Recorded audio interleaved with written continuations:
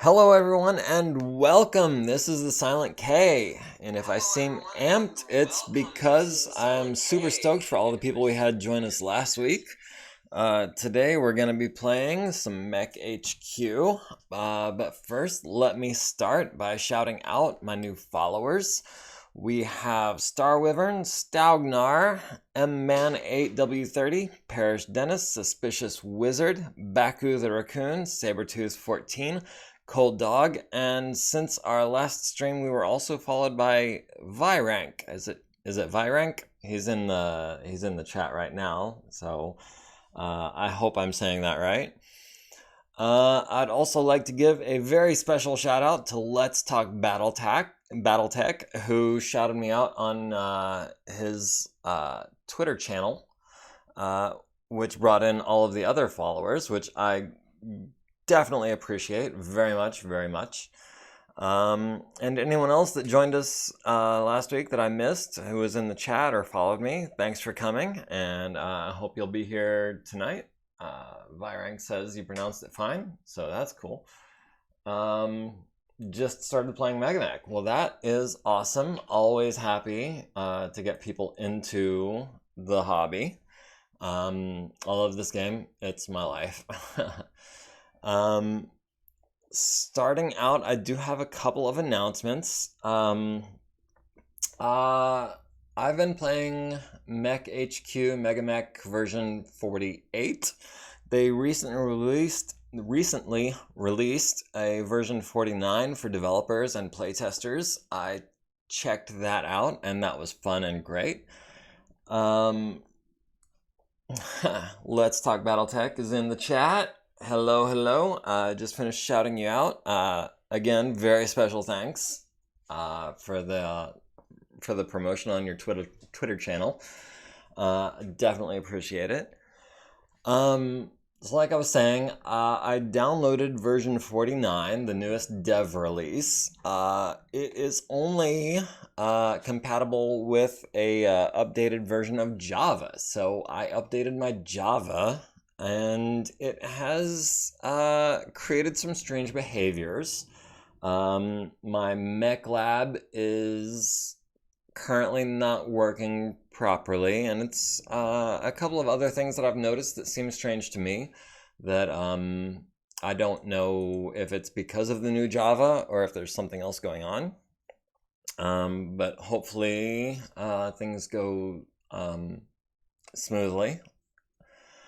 Picking up where we left off last week, we had just finished a relatively easy probe mission with the one lance that we have, the Marianas lance. Let's see. Marianas lance currently comprises Captain Murdoch Belfry in the Atlas that we bought last week. Petra Avadan in the Archer, which is the currently the only starter mech that we're still using. We've got Vernita Formosa in the Orion 1K that we upgraded from its primitive version that we were gifted by an employer a while back. And we have Lieutenant Frederick French, who is piloting the Warhammer known as Grand, which is a custom Warhammer, which, if you'll recall, replaces the SRM-6 with 4 medium lasers, replaces the machine guns and ammo with 4 small lasers, and upgrades the heat sinks to 15 double heat sinks and uses the extra 3 tons for armor. We were, as of last week, about to start on repairs from that mission. That was a really, I mean, I don't want to say it was an easy mission, but it wasn't a hard mission. We didn't take any more than moderate armor damage to any of our mechs.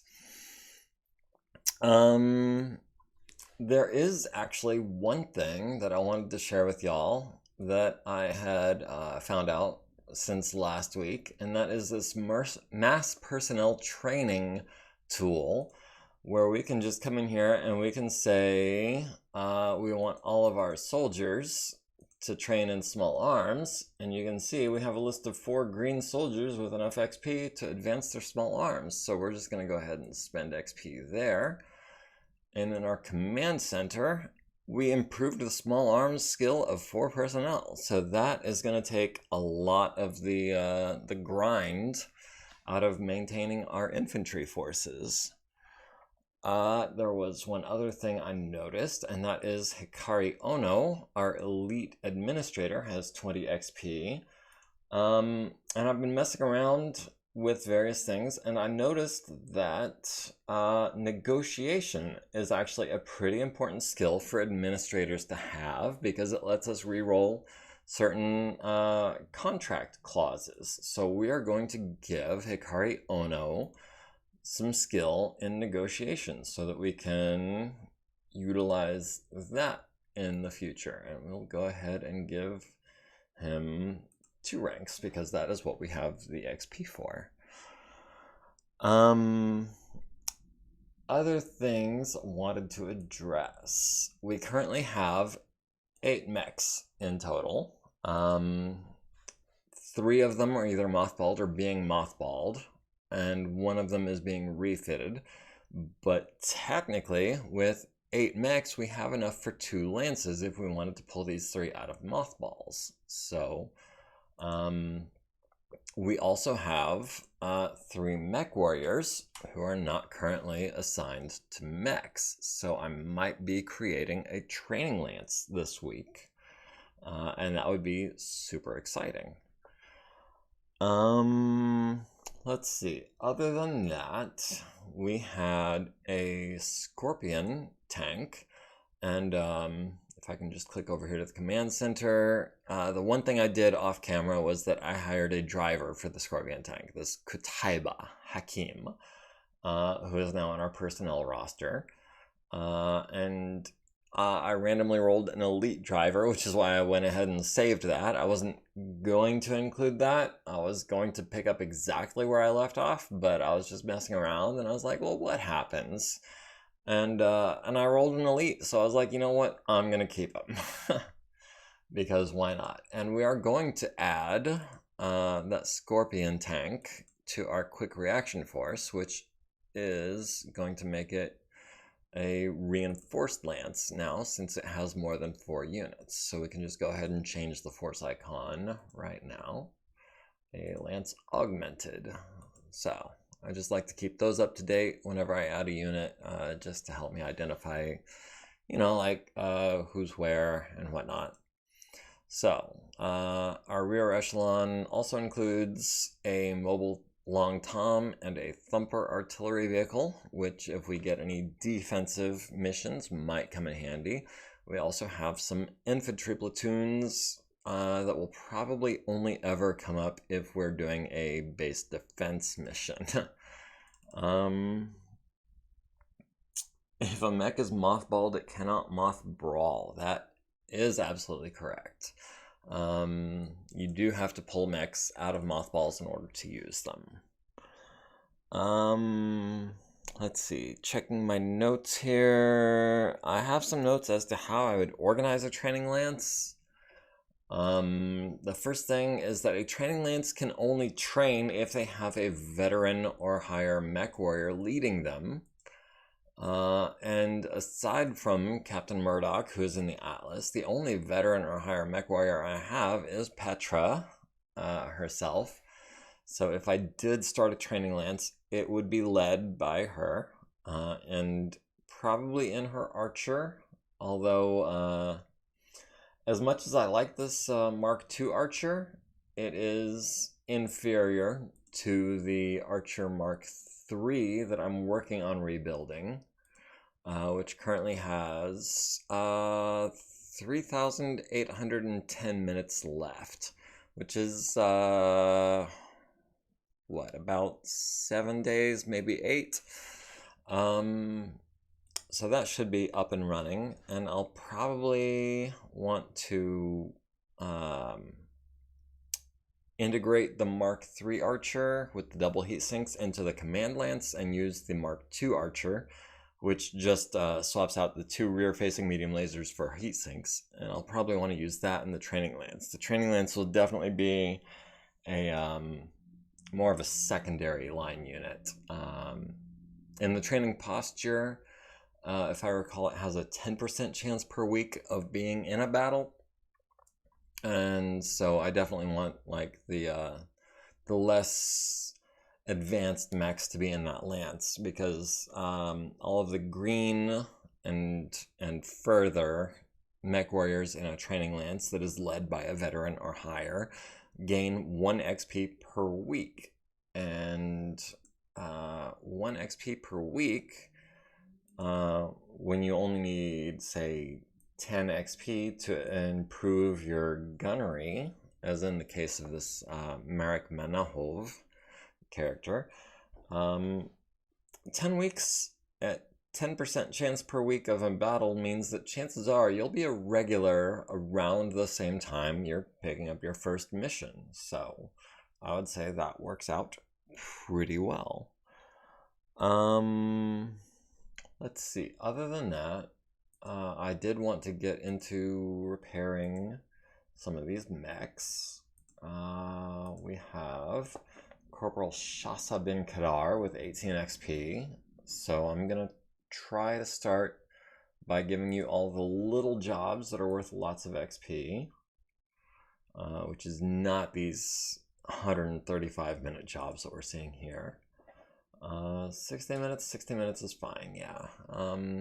And since today is Tuesday, we do have pretty much all week to fix our stuff before it's time for another mission. So I'm not too stressed about the time right now. And honestly, armor supplies lost, it was 1 point of armor. No big deal. Okay, getting our 5s. I like 5s for repairing because the odds of rolling a 2 are 1 in 36, or about 3%, and that's the only way you're going to lose your supplies, which is kind of surprising that we've done it twice now already, because again, the odds are not in favor of that. Much more likely to just see fixed. We're going to have Veronica Hurst doing ammo, because she has the least amount of XP, and we're just going to go ahead and use her to reload everything all at once, because why not? Of course, there's no ammo in the Grand. It's an energy only build. We'll take a 6, sure. And a 5. And a 5. We don't need a 3. We can save 100 minutes by giving that a 5.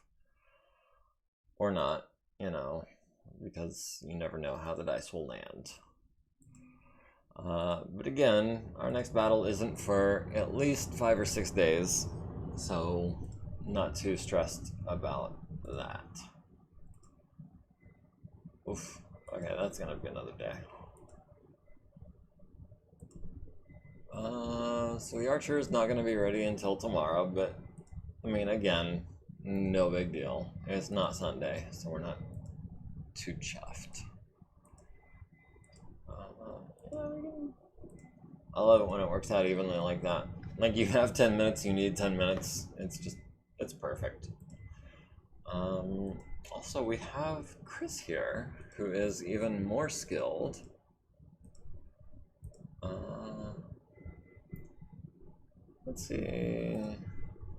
95 minutes on a 5, sure. Maybe 102 minutes on a ×2, sure. Alright, so everything is repaired. Not sure if it's on purpose, but your stream starting screen is still... Oh my goodness, thank you so much for pointing that out. Yeah, forgot to click on main. So, yeah, thanks for the heads up. You didn't miss much, I assure you.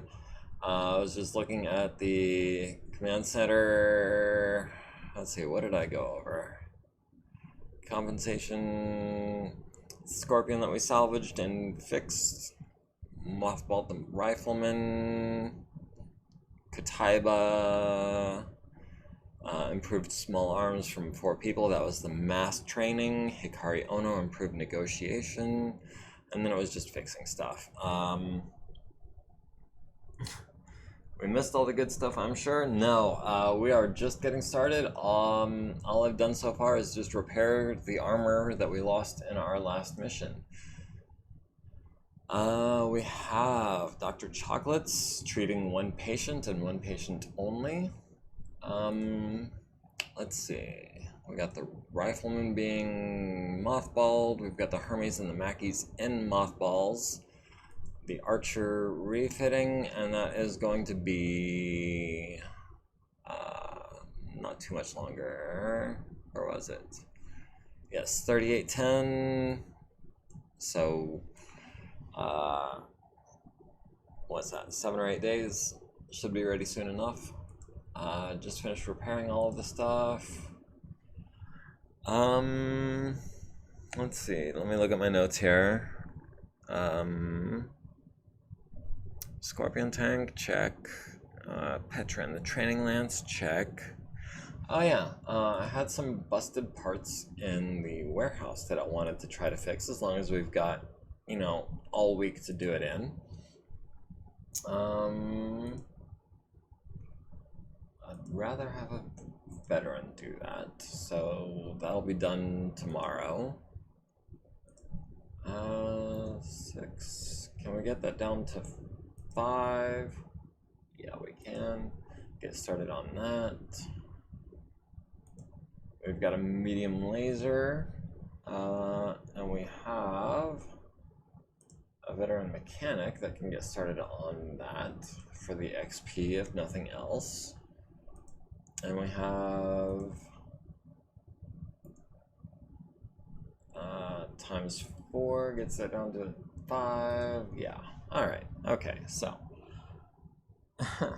I'm pretty optimistic if the person treating me was Dr. Chocolates. Yes. Dr. Chocolates is a favorite of me and my lovely and talented collaborator, Gemini Geist. She helped me write up all of the bios for all the characters, and a lot of the names and backgrounds for the starting characters that I began this game with. Now, admittedly, a lot of the people we've picked up along the way, I've just used the random name generator, and I'm happy with that for the most part. The main exception to that being Frederick French, who was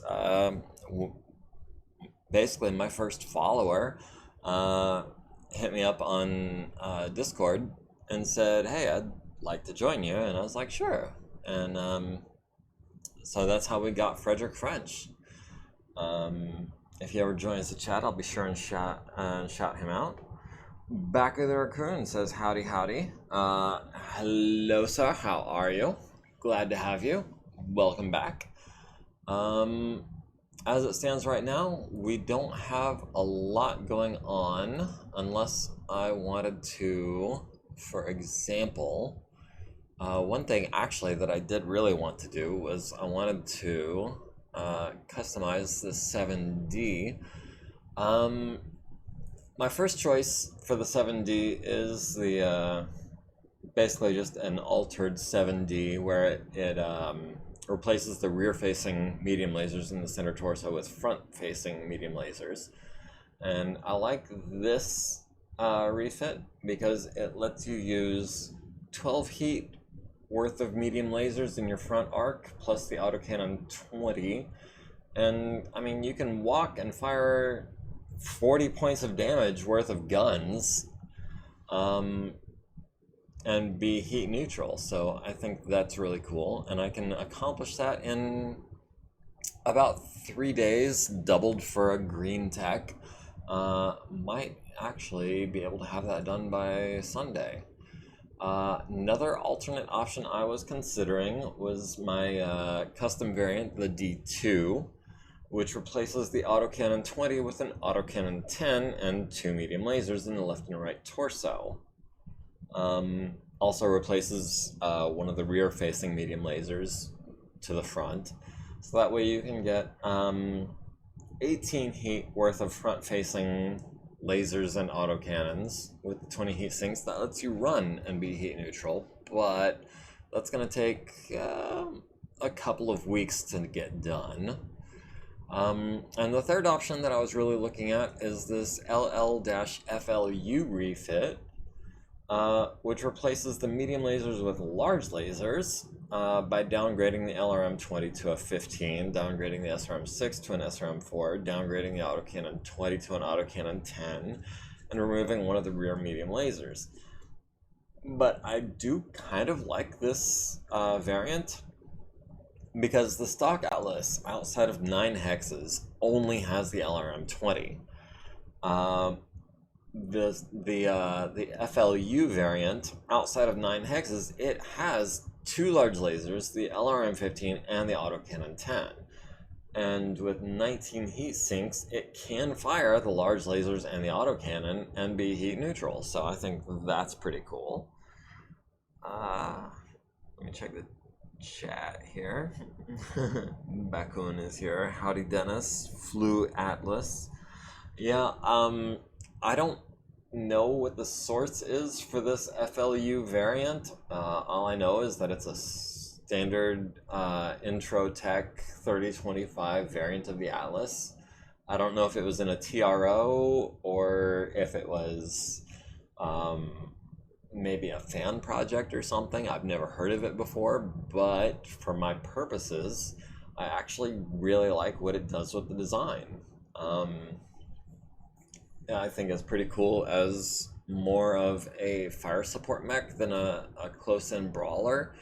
And with the initial 7D, I think it has a hard time being a brawler with a movement profile of only 3.5. Like, yeah, the autocannon 20 and the SRM and all the lasers are like devastating once you get within 9 hexes, but if you're up against, say, a catapult, which has a 464 movement profile, you're never going to get close enough to use that autocannon.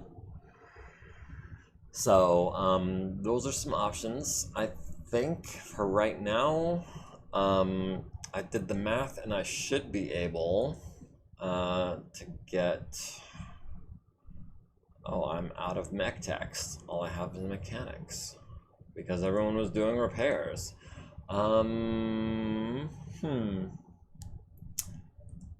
Let me just figure this out real quick. Oh, not mech lab. Not mech lab. I clicked on the wrong thing, and I blame myself. Refit kit. That's what I wanted. So 1440, because I know 960 minutes is 2 days, and 440 is 480 minutes more than 960. So that is 3 days, and then it's going to fail the roll, and then it's going to be 3 more days. So that's Tuesday, Wednesday, Thursday, Friday, Saturday, Sunday. Yeah. We should be able, even if we start tomorrow, that'll be ready on Monday. So let me go ahead and advance the day and check the command center. We've got maintenance on the archer. We've got the head up. We've got armor down, gyro up, and cockpit and left arm down. So that's fair to middling. I'm happy about the gyro going up, but the head, you know. Hand actuator being fixed, lower leg actuator fixed, medium laser being fixed, upper leg, archer refit, mothball derivement. Good deal. So what I'd like to do, since it should be done on Monday, let's just go ahead and get started on that. And yeah, we can have Shasa do that. Yes, and that should take 6 days, which should take us, yeah, 960 minutes left. So that's 2 days until the roll. So we're good there. Tracer ammo arrived. Oh, there was one other thing I wanted to do before I got started. I noticed I have arms and actuators and parts for all of my mechs including the 40 tonner that I have in storage, which is the, if I can find it, the Hermes. I have parts for all of these guys except the Atlas. I have no 100-ton parts. So, if you will bear with me for a moment, we're going to purchase parts, we're going to purchase locations, and honestly, I don't know what the point of buying a center torso is, because the center torso of a mech is kind of intrinsically linked to the mech itself. Like, you can't replace a mech's center torso. It's just not possible. We're also not interested in front or rear legs. Just regular legs is fine. Those are all endo steel. These are all heads. There are so many mech parts considering. Okay, so left arm. We want at least one of those. We want a left leg. We want a left torso. We want not a rear left leg or a rear right leg either. We do want a right arm and a right leg and a right torso, because, you know, for 24,000 C-bills, like, it helps to be prepared. And then we want actuators. We want... we can go ahead and order 2 foot actuators and 2 hand actuators, because you never know when you're going to come back from a fight missing both of your arms and both of your legs, right? We've all been there. And then some upper arm and some upper leg. And then I always like to double check the command center and just make sure that, like, everything is how it should be. Alright, so we should have basically an entirely new Atlas on the way. All of the arms and legs and torsos and actuators that it takes to actually make an Atlas. Everything except, you know, the engine and the gyro and the armor and the weapons. So that should be all well and good. And we can advance to Friday. We get some ammo in, we get some parts and actuators in. Looks like about 5 days and change on the Archer. Yeah, the Atlas needed a 10, rolls a 7, 1,440 minutes left. Again, that's 3 days, so that's what, Saturday, Sunday, and Monday. Yeah, should be ready to roll in case we get a mission coming up. We have ammo arriving, actuators arriving, still working on the Archer refit kit. Atlas in 2 days, good deal. On Sunday, we've got more ammo and parts arriving. 1,500 minutes left on the Archer, and the Atlas ready tomorrow. Come Monday, we've got a personnel market. We have a green aerospace pilot and a Stuka. Stuka is 100 tons with an LRM-20, an SRM-4, 4 large lasers, and 3 mediums. Getting ahead of myself there.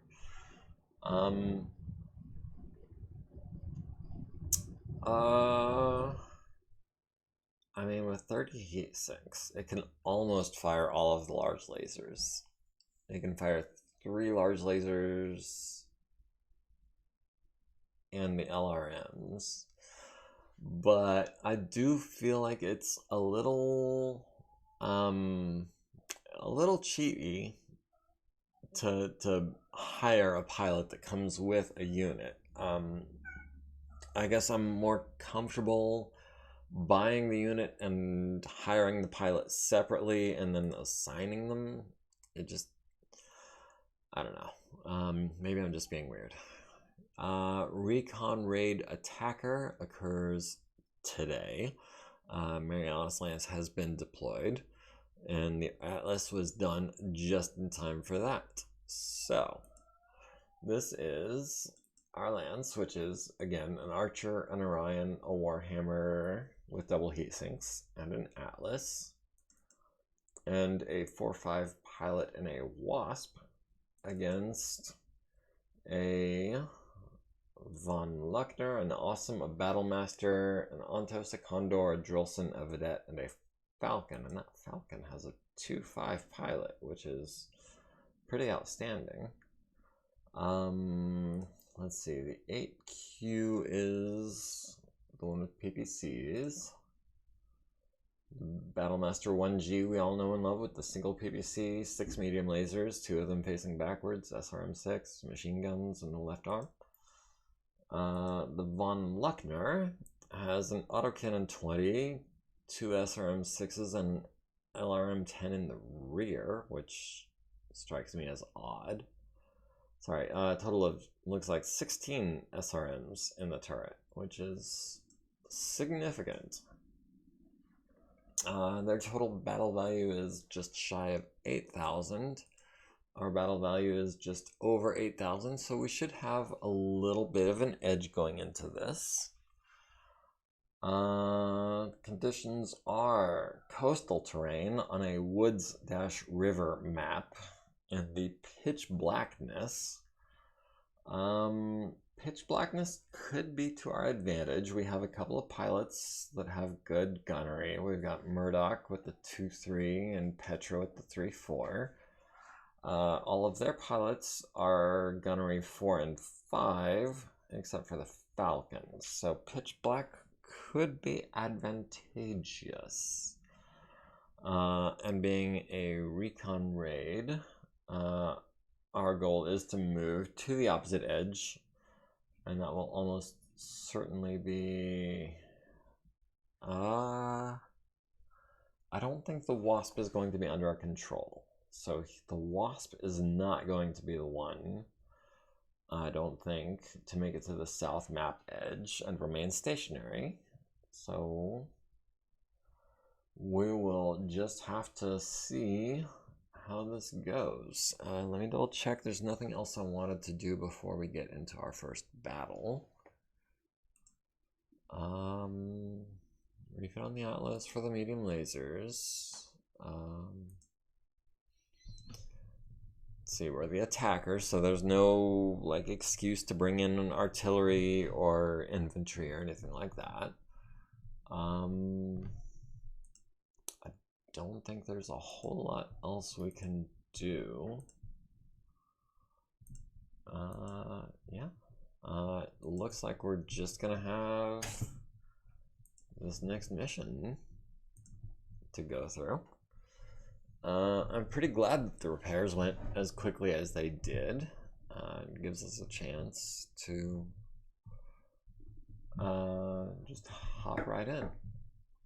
And it seems I was wrong. It seems this Wasp is actually going to be under my control, which is really fortuitous. What I'd like to do, I think, is first of all, these guys are all deploying on round 1 because we travel as a group, and because it only does that, I think, because we're in the recon posture. But yeah, when it does that, I usually don't have a problem ethically or morally, just saying, yeah, we're all starting at the beginning of the game. We're not waiting till turn 2 or 3 just because we're doing a recon mission, because we only have 1 lance, and this contract requires us to be in the recon position. I'm not going to start every mission on round 3. So yeah, we travel as a group. The Wasp is probably going to be actually our mission go-getter, and it's us against let's see, this Awesome is the highest BV of all of our opponents at 1445.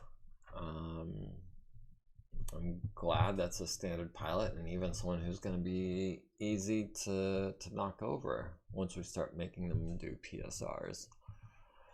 They do have a 200-ton advantage over us, so that is pretty significant. Battlemaster being their second biggest threat, and the von Luckner being the third. And just to refresh my memory, yeah, we've got an autocannon 20, 16 SRMs, and just for good measure, an LRM 10, a flamer, and a machine gun. So the von Luckner is actually a really big heavy tank. And then the Ontos, which has 2 LRM5s and a buttload of medium lasers in the turret. So that is also going to be something that we're going to want to be wary of. We have an advantage on this Vedette. He is a sensor geek, that is fine. All of these advantages that our guys have, most of that is going to be in the form of edge with, let's see, Murdoch has the energy specialization in gunnery, so his medium lasers are going to be more effective, but the autocannons and missiles less so. And then Petra has multitasker, which will come in handy if we ever need to fire the lasers at one target and the missiles at a different target. And then Vernita has hopping jack and small pilot, which do not apply to an Orion. And Frederick has 2 edge. Okay, so advantages are right. Deployment is right. We're going to be doing a night mission, and let's just see how this goes. We have lost the initiative, so we are going to be deploying force, and we might even be deploying blind, because I haven't narrowed down exactly how it determines. I've found that sometimes when I deploy, as soon as I deploy one unit, I can it'll show me what they see, and sometimes I'll have to deploy all of my people before it shows me what any of them see, and I haven't quite figured out like the ins and outs of that. Let's go ahead and start by deploying our Warhammer towards the middle of the map. We should be able to get to about 1507 here on the first turn, and that gives us nice open sight lines for the PPCs. And we still don't have LOS on anyone. Let's go ahead, put the Atlas here, same principle. The Archer, I'd like to set off to one side so that they can get nice wide coverage from the flank. The Orion, I think there is a good place. And then the Wasp, we're going to stick you way over here and hope nobody notices you as you run along to complete the mission. We have 1 initiative for round 1, but we haven't yet to make contact. Oh, we have sensor returns all over the place. That is almost 2 lances worth of sensor returns. And we have apparently 2 hexes worth of visibility. So it looks like the LRMs are going to be less than useful in this mission. So this could get pretty interesting.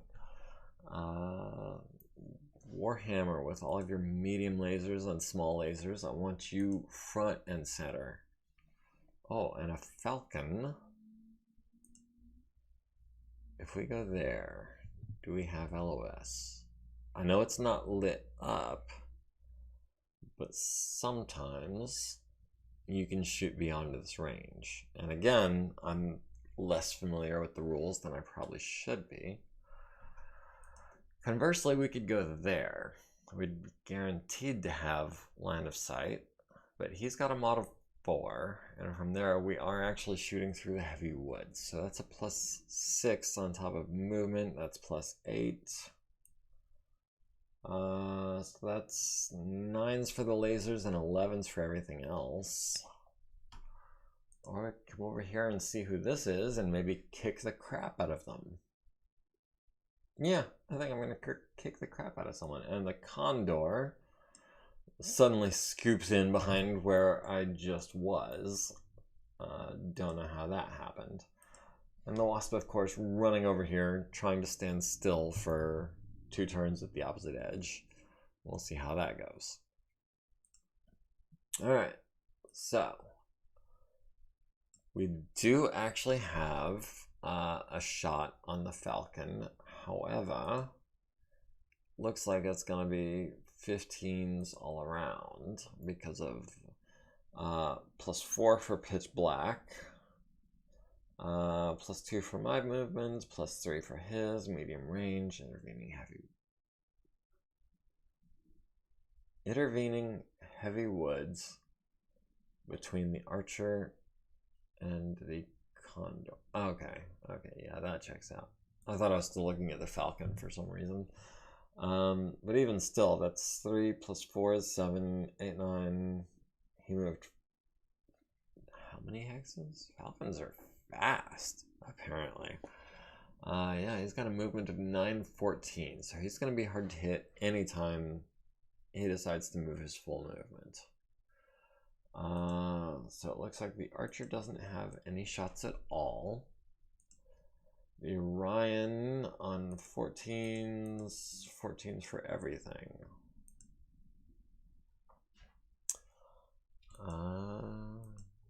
Do we have any kind of shot? We've got a 14 with the PPC at short range, or we've got 15s and 16s, so nothing doing there.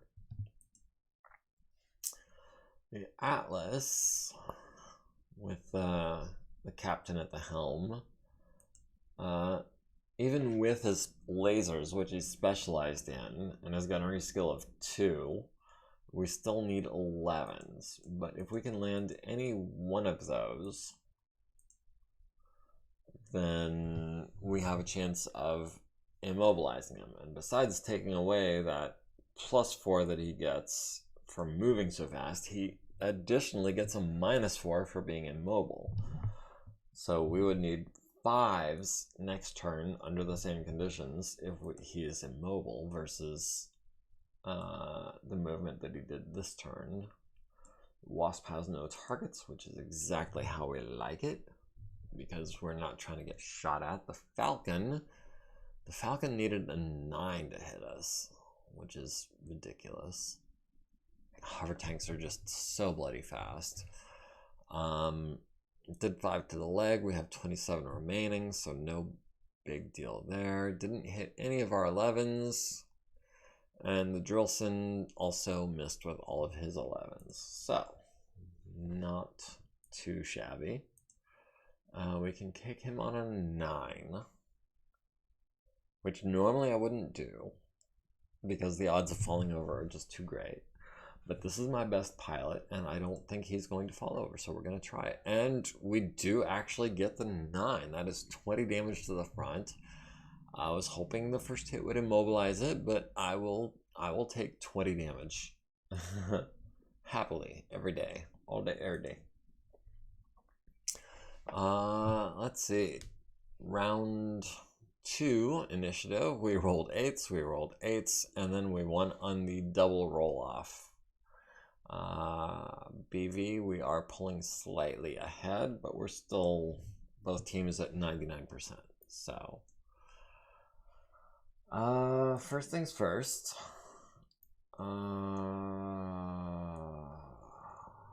Decisions. Do we just start with the Wasp? Make him move something else? I think so. And he moved a Vedette. And that Vedette moved for a mod of 1. If we can get up close and personal, maybe we can take advantage of that. Oh, and someone just walked right in front of the Warhammer. I'm definitely going to capitalize on that. The Orion, I'm not too worried about my guys being evasive at this point. If they're willing to slow down and let me shoot them, I will take the return fire. No problem. We need 10s on the Vedette or 9s on the von Luckner, and I will throw a couple of medium lasers at that, because why not? The Orion needing 13s with pretty much everything. Maybe we'll get lucky on a kick. I don't know. We've got 11s, or okay, with the medium lasers we have 9s and 10s. I mean, the Vedette is the easier target, but with the Falcon, if we can land one hit, maybe we can make it an even easier target. And with the amount of volume of fire that we're going to be putting out with the 6ml variant that we're using, we have 12 chances to make that 10 or better a shot, and he needs 10s and 12s on us. Yeah, I'm really hoping to immobilize that Falcon this turn. That would make things very spectacular. The Atlas, who needs 13s with the autocannon and 11s with the medium laser, might as well try. You miss all of the shots you don't take, right? And of course the Wasp has no targets. The Falcon needed 7s, hits the Grand in the right leg with a medium laser, 4 SRM, or a total of 6 SRMs. Right leg, right torso again, center torso, and 2 to the right arm. We're down to 16 armor in the right torso, which is not bad. We can stand up to that. Vedette misses with everything, Archer misses with everything, Condor misses with everything, Von Luckner misses on 12s. Frederick French and the Warhammer, needing 10s, hits the right side and the turret with medium lasers, hits the front with a small laser, and immobilizes the Falcon. That thing is effectively dead. The Atlas needing 11s, misses with everything. Jolson needs 12s, misses with everything.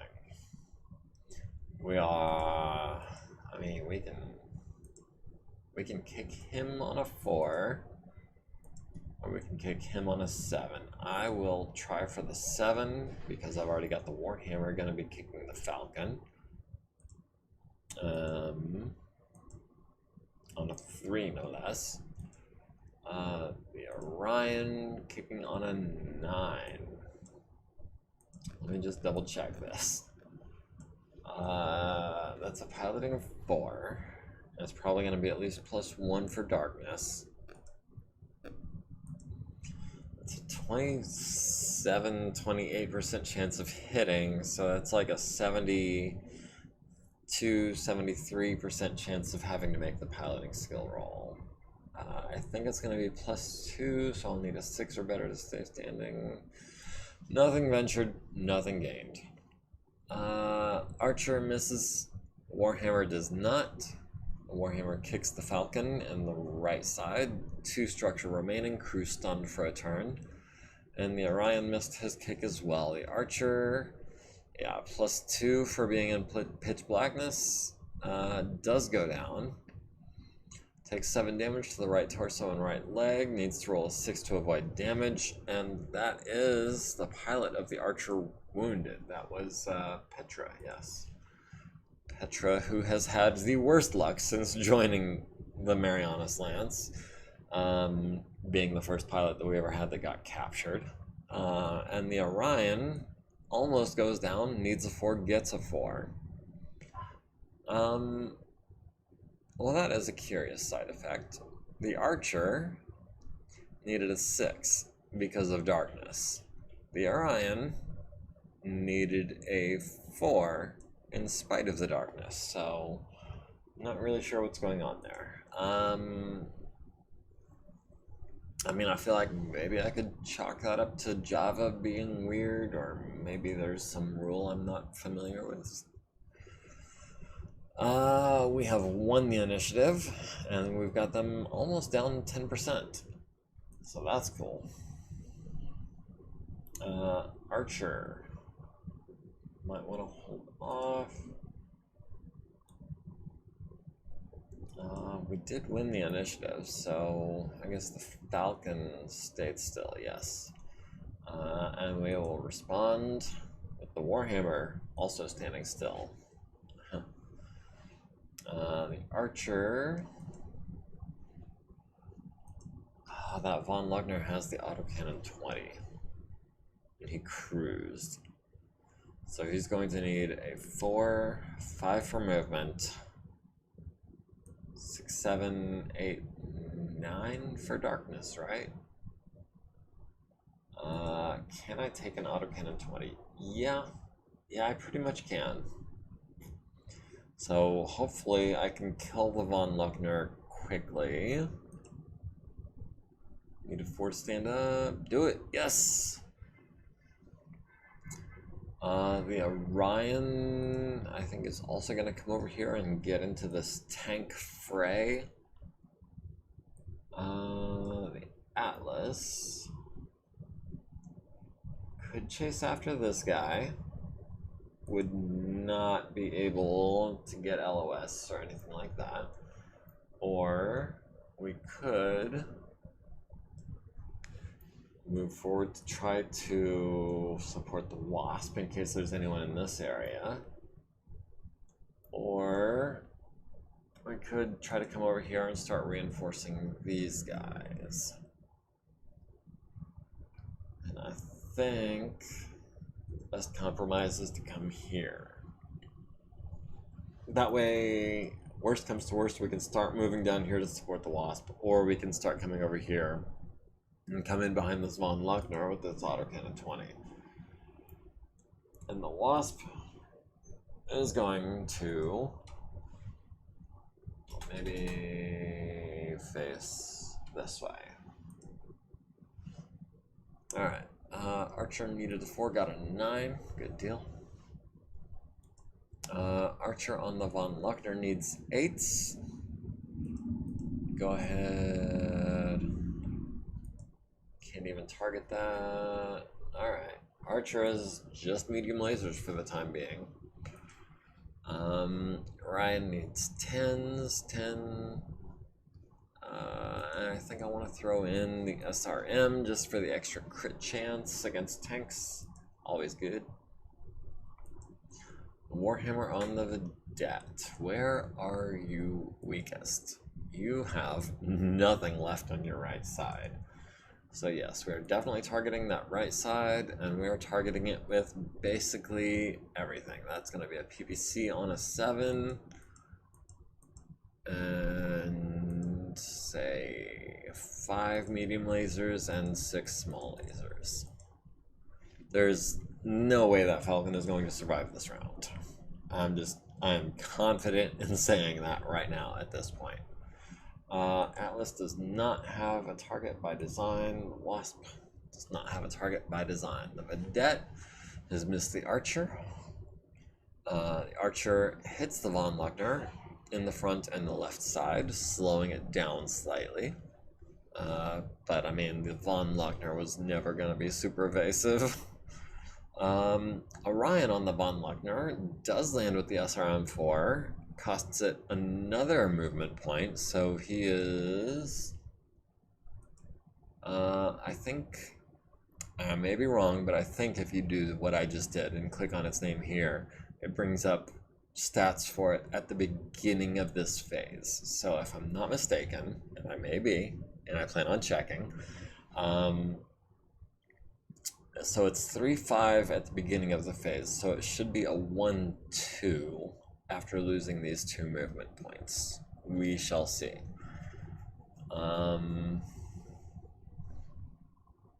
Okay, and just out of the blue, the Archer has taken 10 damage to the right arm. That must have been someone that was not in sight.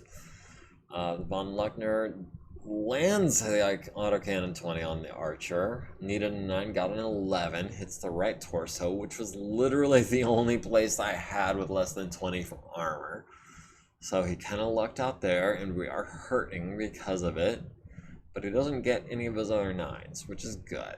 If that SRM-4 had landed also in the right torso, that could have been the end of our Archer. Warhammer, as expected, destroying the Falcon utterly and completely. And the Archer takes another 2 damage to the leg from an unknown source. And I've been duping around on Discord and talking to, or listening, I should say, more listening to people talking about the game. And it seems like this kind of thing happens when you're playing double blind. And so I'm not entirely surprised and, you know, not discouraged or anything. Just sometimes things are going to happen that you're not aware of. Why? Because you can't see everything.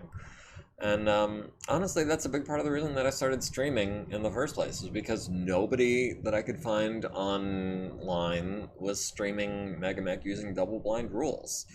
And I thought, well, you know what? Let's be different. So we're trying it out. And this is the results. So the Archer does not go down, needed a 5 or better, no problem. Archer is now listed as having heavy damage, because, yeah. I mean, it's only 30 points out of like 200 armor, but it's all in one place. We need a 5 to kick for 14.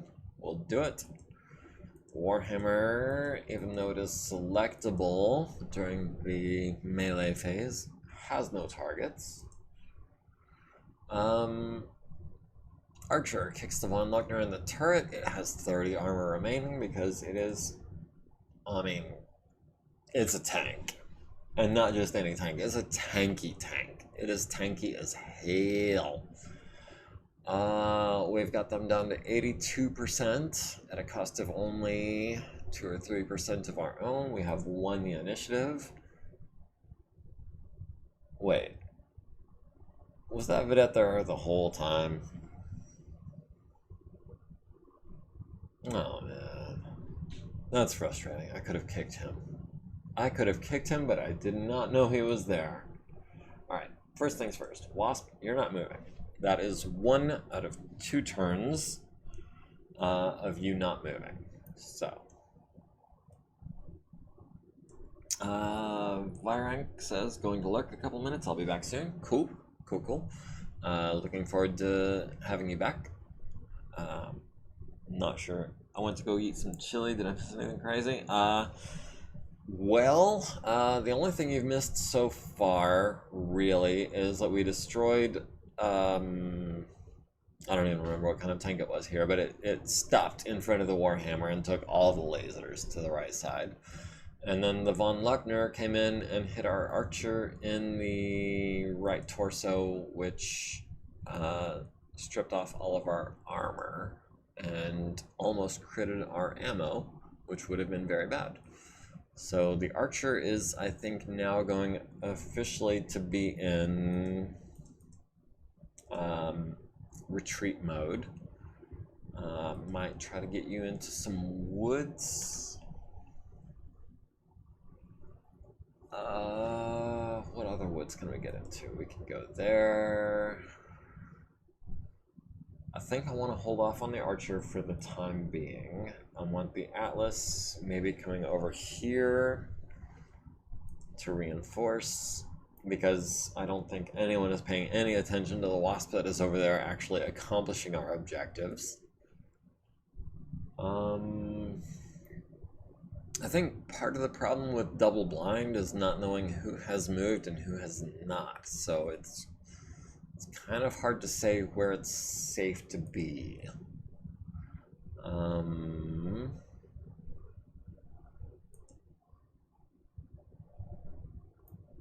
Let's see, from there, the Von Luckner, yeah, the Von Luckner is a 1-2 movement profile right now because of the damage that we did.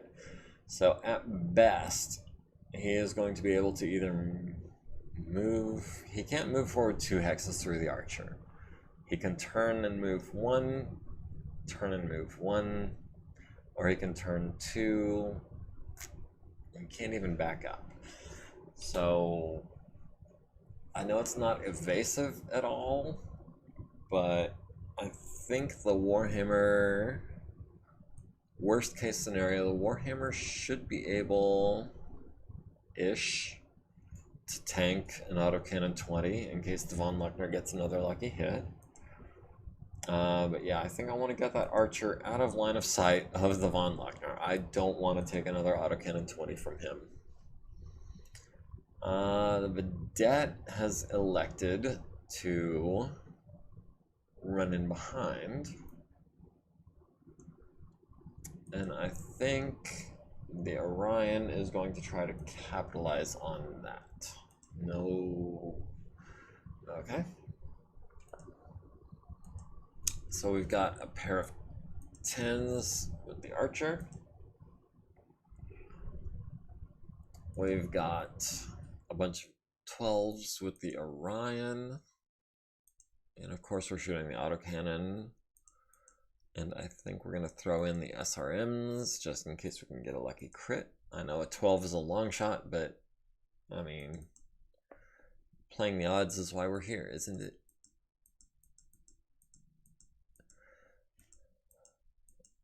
And the Warhammer on the von Luckner. Honestly, you know what? I know it's a 12. Well, we would have to give up 5 points worth of 9 to use a PPC and not build up too much heat. PPCs are on a 12, so I think I'm gonna hold off. I think I'll go with the 9s. Atlas, obviously, too slow to have anyone in range. And the Wasp over there all by his lonesome. So, the Vedette needs 11s and misses. The Archer needs 10s and hits.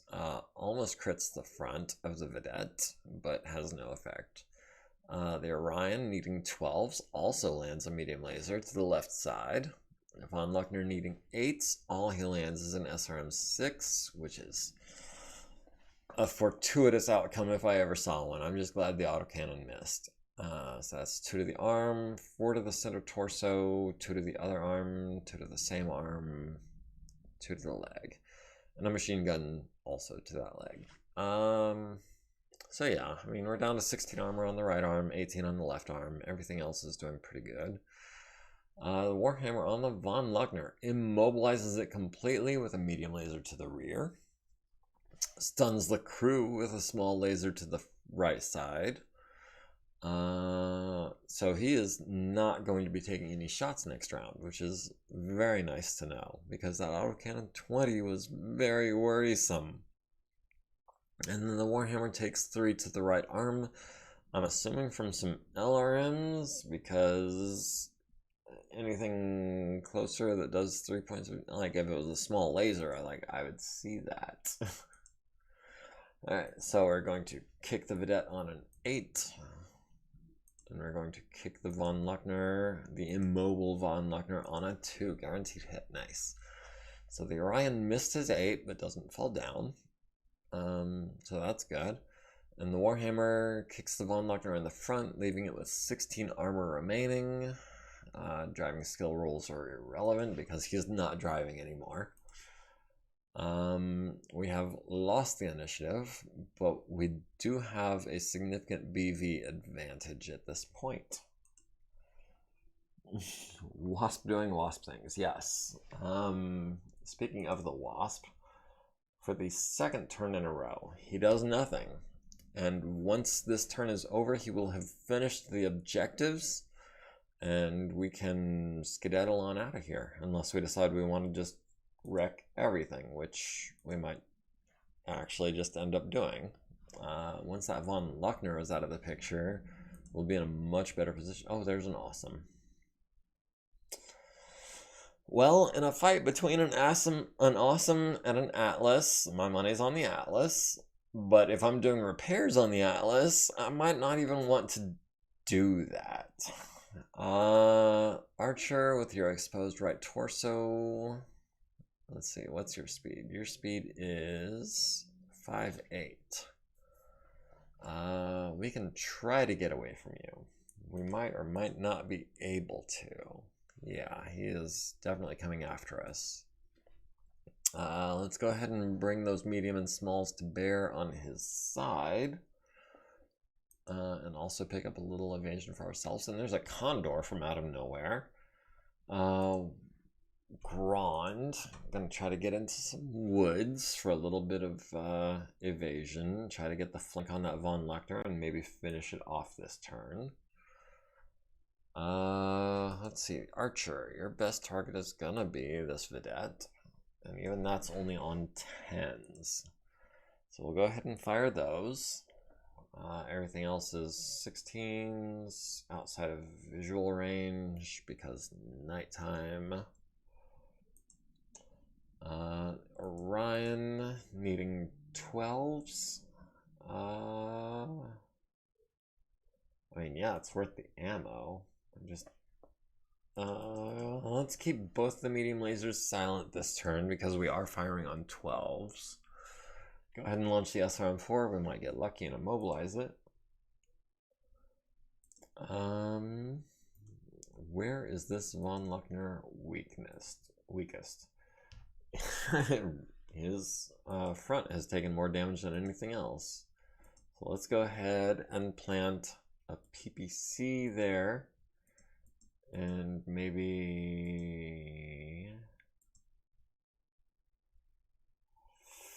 I think 5 medium lasers and all 6 smalls because they're super efficient at 1 heat per 3 damage. The only thing I can think of offhand that's more heat efficient than a small laser is an autocannon 5, which does 5 damage for 1 heat. But it does have that minimum range, and also we don't have any of those right now, so. The Awesome has come in and flanked the Atlas. What do you need to hit?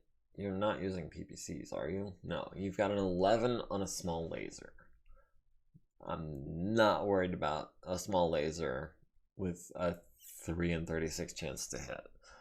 I think you should be worried about this autocannon 20 that only needs an 8, and these medium lasers that only need 6s. And yeah, I think we'll build up 4 heat on the Atlas with the SRM because we don't expect to have a good shot next round, so we should be able to cool off before we do anything else. Just to be clear, Wasp has no targets. Kick his ass. Yes, that is the plan. The Archer misses his 10s. The Vedette does land an SRM in that damaged right torso. Rolls a 4, fortunately. Condor, needing 12s and 11s, lands a medium laser to the center torso, making me rather nervous about that LRM ammo right next door to the center torso. The Orion misses with everything. The Awesome misses with his small laser. Warhammer on the Von Lechner hits with the PPC to the right side. 2, 3 medium lasers to the front and 1 to the rear.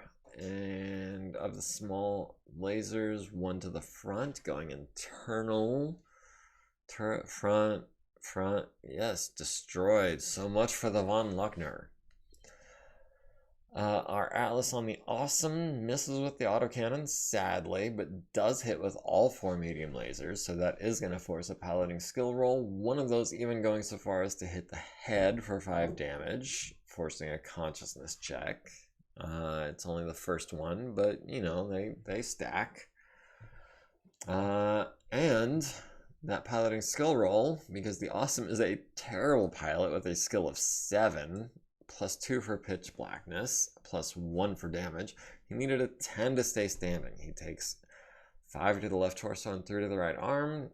He needs a 10 to avoid damage, making his second piloting skill or consciousness check needs a 5 or better. If we can force 1 or 2 more of those, there's a very good chance that he will go unconscious, and that would be the most ideal outcome I can think of. Need an 8 to kick you and a 6 if we miss. We kicked him in the right side for 15, leaving him with 3 armor. So, that's cool. We have, however, lost the initiative, but there are only 62% of the enemy forces remaining.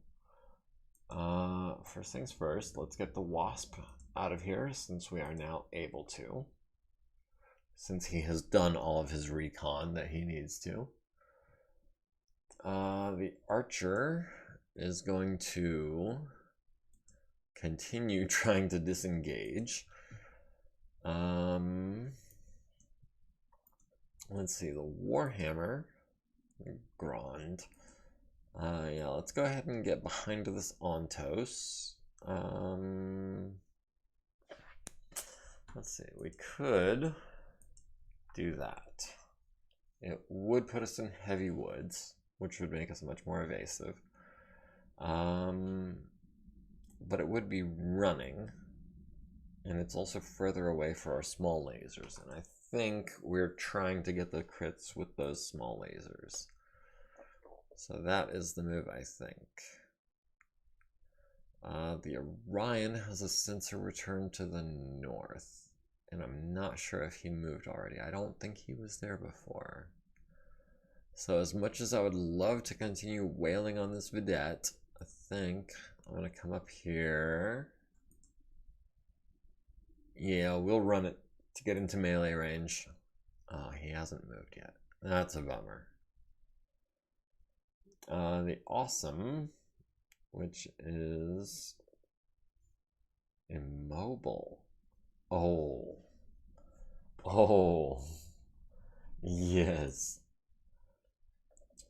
The Awesome needs a 7 to get up, fails, takes 5 to the arm and 3 to the right torso rear, fails to avoid damage, needs a 7 to stay conscious, barely makes it.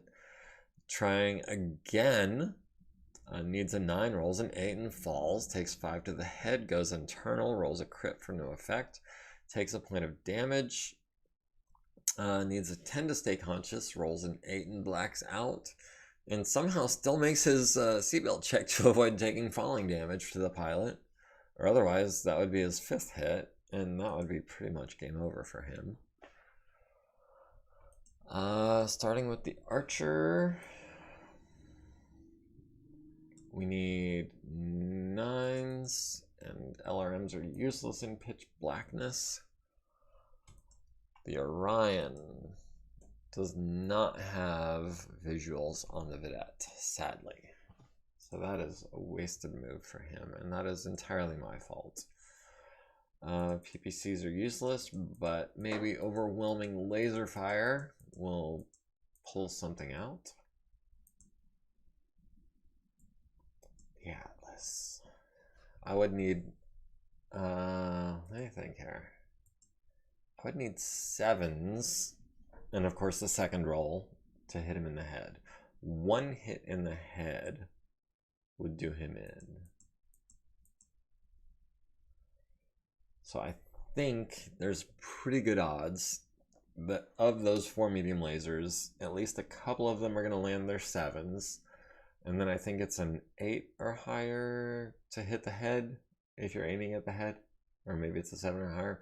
So hopefully one of those hits. If not, we'll throw in the SRMs for a little bit of insurance. And the Wasp has no target, which is fine. Archer misses his 9s, Vedette misses his 11s. Warhammer on the Ontos hits the turret with a medium laser, hits the rear with a medium laser, and hits the turret with a small laser, but no crits, sadly. The Atlas at the Awesome hits him in the back. Not quite what I was hoping for. I was hoping for at least a couple of hits, and maybe 1 to the head. SRMs to the center torso rear, right torso rear, and right leg. And the thing about an Awesome is that it has like a metric ton.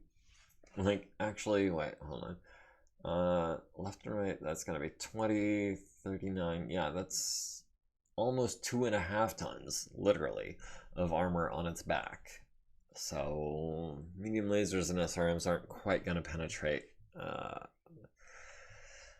The Ontos hits the Warhammer in the leg with a medium laser on a 10. No big deal. Nobody has fallen down, which is, I mean, I guess ideal. The Warhammer on the Ontos needs a 7 to kick it. We will try that. And the Atlas on an immobile prone awesome needs a -2 or higher on 2d6. That is a kick to the center torso rear, going internal. Now, I know I was just talking about how much rear armor the Awesome has, 2.5 metric tons, but that's a kick from an Atlas, which does 20 damage. And that is, that's what, 1.25 tons of armor destroyed in one blow. So that's 2 crits to the engine and 1 to the gyro. He is not standing up again. With a piloting skill of 7 plus 3 for the gyro, under ideal condition, that's a 10 or better to stand up. He's gonna kill his pilot trying, if he wakes up at all. And the Warhammer kicks the Ontos in the rear for 14, leaving 5 armor. So, that was a pretty good turn for us. We lose initiative on round 7, but it's not that big of a deal. Is this the backup button? I thought, no, that's the jump button. That's why. Let's go ahead and keep the archer backing up. We're going to fall back as far as we can. Let's see, what else can we move right now? The Wasp can move 7 hexes. That's a +3 for movement. On top of all of the other negatives for darkness and everything, he should be pretty safe, even with... Oh, that Drillson is immobile because he went in the woods. Oh, it sucks to be you. Oh, man. Yeah, you're not going anywhere. I think we can stop concentrating on the Awesome. At best, he's going to need a 10 to wake up, and then all he can do is prop and shoot. Wait, a 10, 3, 5, 7, 10, yeah. So we might as well start making our way over here to take out this Drillson. The Orion can come over here and get eyes on this Vedette, which flanked for 2. I mean, we might get lucky. Who's this? Oh man, either he moved into the space that I was in after I moved, or he was there before and I didn't notice. Either way, I'm not entirely happy with that. The Ontos. Is this the only guy we've got left? Yeah. I think we're just gonna try to... I mean, if we're gonna hide in the woods, we might as well hide in the deep woods. I think that's our move. Alright. So the archer on the Vedette in the woods needs 11s. I mean, I don't expect to hit, but it is what it is. 13s with the autocannons, 13 with the lasers, 13s with everything. Okay, so that was pointless. 10 with the PPC, 999, 999, and I mean the small lasers are useless, obviously. The PPC, not worth it. We'll take the 9s. The Atlas. I mean, we just pulled the medium lasers out of his rear arc, which would maybe actually have been useful here. But, okay, so somehow, even from 9 hexes away, we're able to see the Drillson in complete darkness. We've got a 10 with the autocannon and 8s with the lasers. We'll build up a couple points of heat on that. And in fact, we've got an 8 on the LRM-20. I don't know if I want to go quite that big.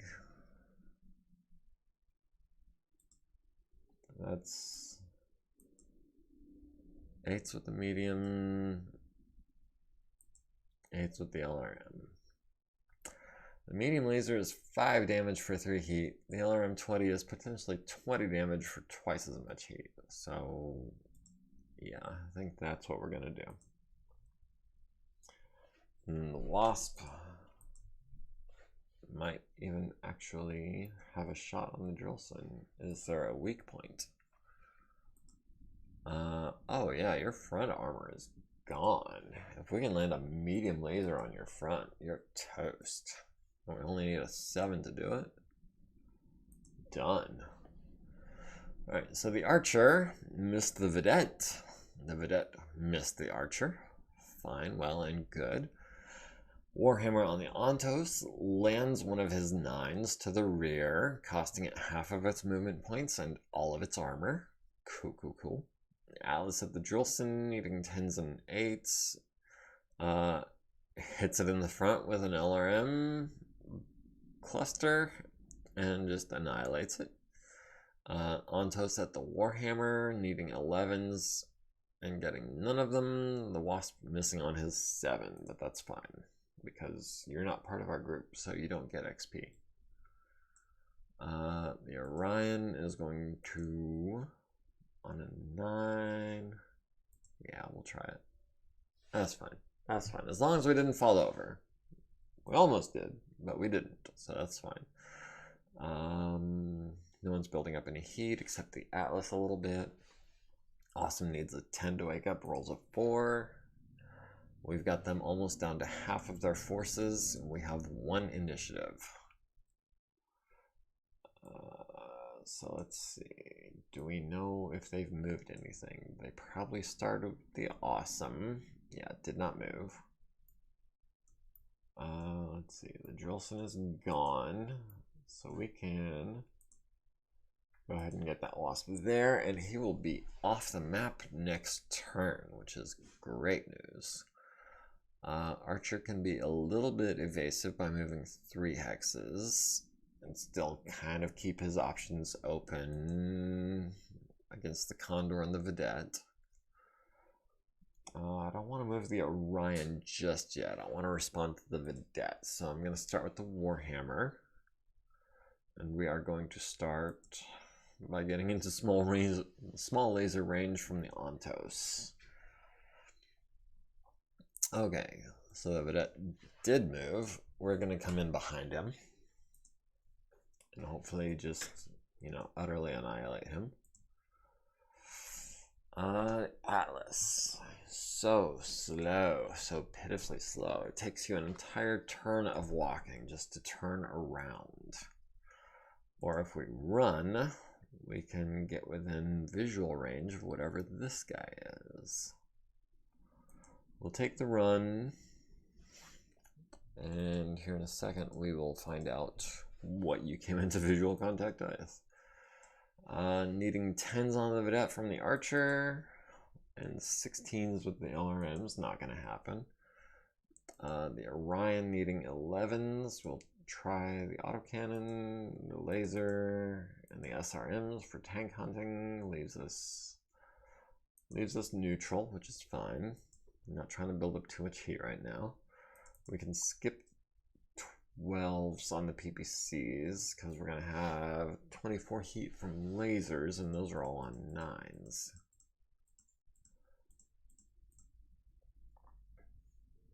We could fire a PPC. We'd be at 35 out of 30 heat, which would slow us down for the next round, but I don't think it's worth it for a 12. Just my personal opinion.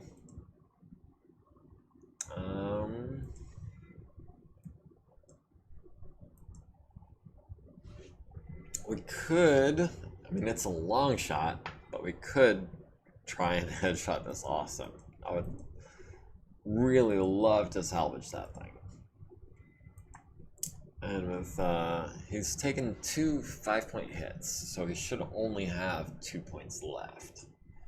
And the Wasp, of course, does nothing. Vedette misses the Archer. The Archer actually lands both of his medium lasers on the Vedette to the left side, both of them getting a critical hit with the first one, down to 3 armor, but not quite penetrating. The Orion needing 11s and missing. Warhammer on the Ontos hits it in the front with a medium laser, costing it half of its movement points. Hits it in the right side with another medium laser, costing it 1 more movement point. And immobilizing it with a small laser. So, again, -4 bonus to hit it next turn, and hopefully that'll be all it takes. Atlas landing nothing but a couple of SRMs, which, I mean, I'm okay with that. I'm not really stressing. We're going to kick the Vidette on a 7. We're going to kick the Ontos on a 2. We're going to miss the Vidette on a 7. And the Warhammer kicks the Ontos in the right side, leaving it with 2 armor. The Orion stays standing. Good deal. Good deal. And the Awesome has awoken. He needed a 10. He got an 11. So I just wonder, with the gyro hit and everything, is he going to eject or is he going to try to stand up? If he tries to stand up, he might just end up suiciding. First things first, the Wasp. You can flee. And with that, the mission is effectively successful. It's just a matter of... Okay, yeah. Awesome is immobile, abandoning unit. Come back here. Ontos is crippled and withdrawing. You're not going anywhere. Sucks to be you. Warhammer is going to stand still and just hammer you. The Atlas... Oh, I forgot there was a Battlemaster on the field. We want to get within medium laser range of the Battlemaster. I think I can try to salvage that. Or we could just call it here. I mean, if I'm going overboard, and I might be... let's see. Archer. Let's have you back up into these woods. It's not evasive, but it is cover. We'll go ahead and go there. Okay, Awesome ejected, but took 2 damage doing so, and since he already had 4, that was enough to kill him. Wasp leaves the battlefield, we knew that happened. Let's see, Archer on the Vidette. Needing 10s. Maybe. Orion on the Vidette needing 12s. Sure, we will throw some ammo at that, and maybe even some SRMs, because this is basically, essentially going to be the last round of combat. We will throw in a PPC, because why not? It's only 1 point of heat as long as we keep one of the medium lasers silent. And the Atlas on the Battlemaster with a +8 modifier. 2 + 4. I ran and he was evasive.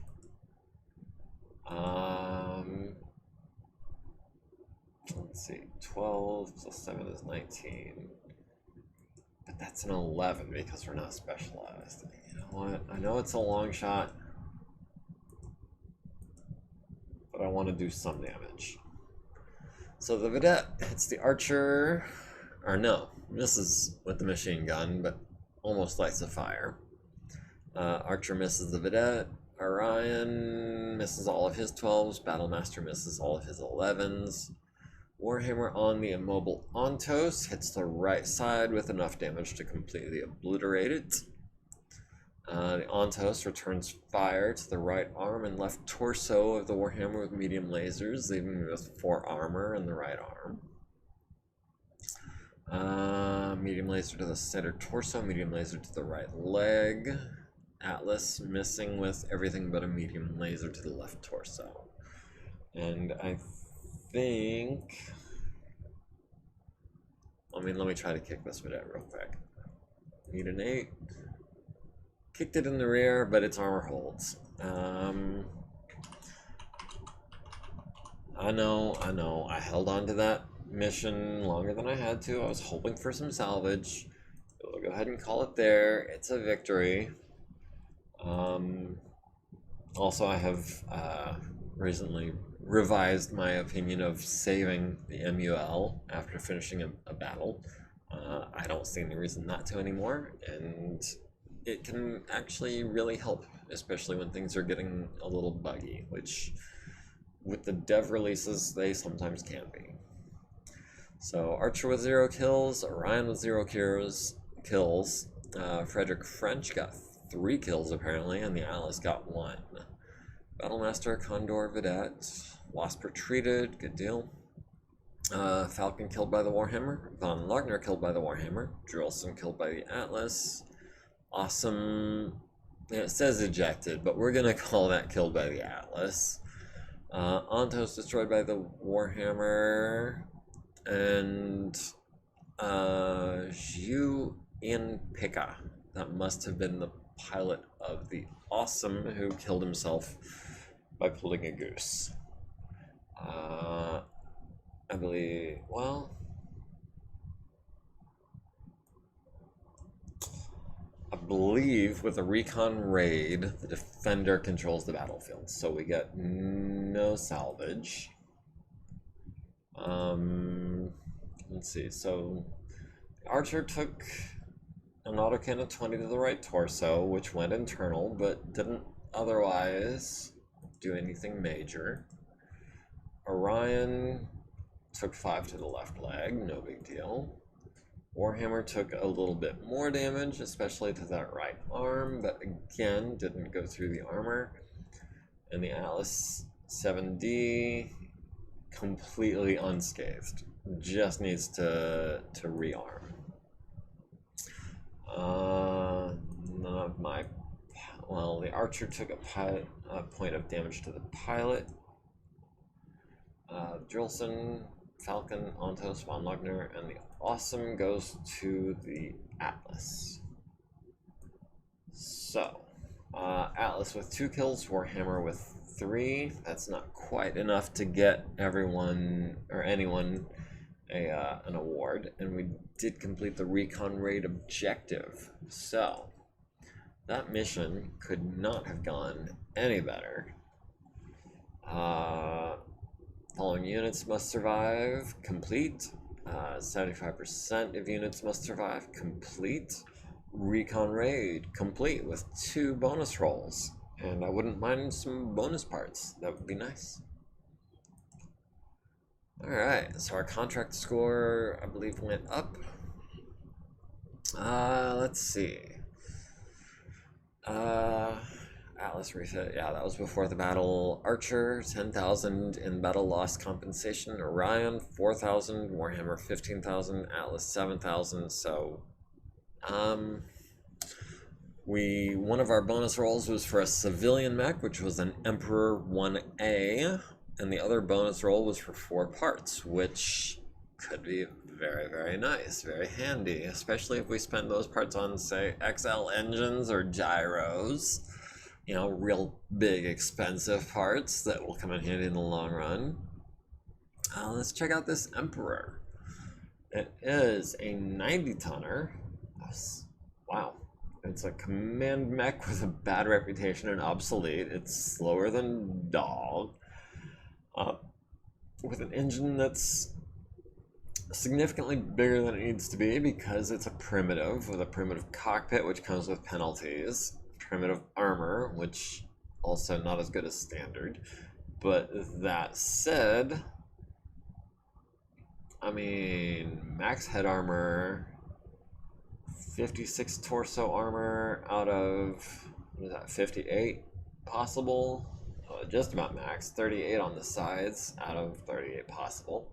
30 on the arms out of 30 possible, and 36 out of 38 on the legs. So the thing is about as heavily armored as you can get on a 90-tonner. 2 autocannon 5s and 3 medium lasers. I mean, I'm not mad. I would field this. I'm sure there's a better version of it out there somewhere. If we wanted to refit it, we've got the 5A, which adds jump jets, has a more reasonable engine, more heat sinks, better cockpit, more armor, and adds a couple of large lasers. So yeah, 90-tonner with, I mean, from here to here, it might as well be a rifleman. 3N, 2 large lasers, 2 autocannon 5s, 2 medium lasers.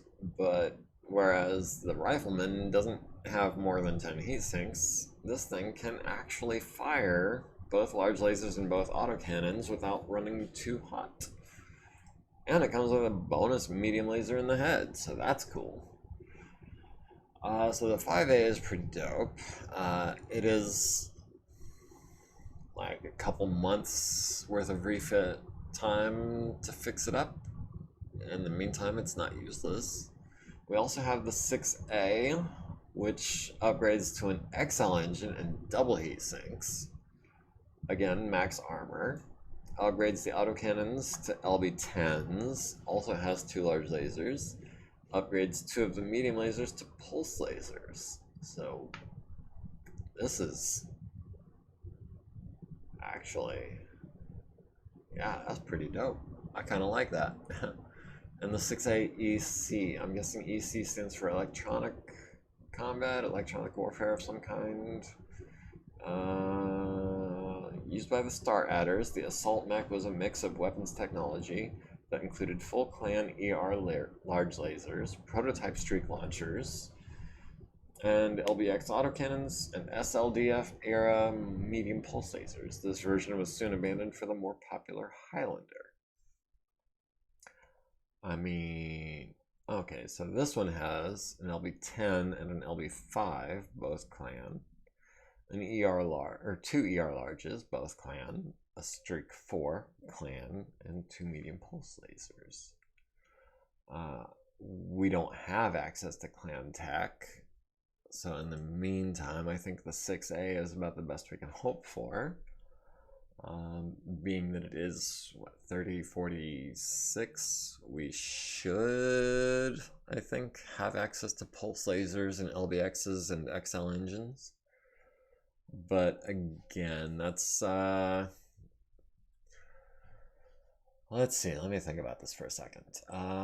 If I've got 480 minutes per day for the tech doing the work, that means that 48,000 minutes would be 100 days, right?